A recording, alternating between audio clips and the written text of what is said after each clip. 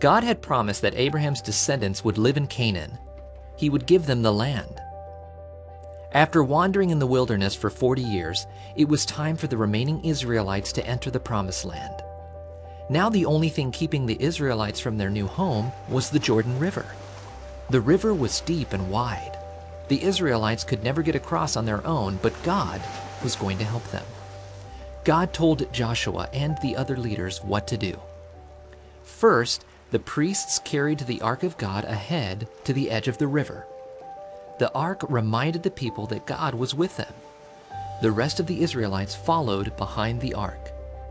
Joshua said, "Listen, God is going to do something great. When these men carry the Ark of God into the river, God will stop the water in the river. Then you will know God is with us." The people watched as the priests carrying the ark took a step into the river. God made the water stop. The priests stood on dry ground in the middle of the river. And then all of the Israelites crossed safely on dry ground. God told Joshua, "Choose 12 men to take 12 stones from the middle of the river where the priests are standing. They should put them down in the place where you spend the night tonight." God wanted the stones to be a memorial. A memorial is something that helps people remember a person or event. That people would see the stones and remember that God helped them cross the river. In the future, when children saw the stones and said, "Why are these rocks here?"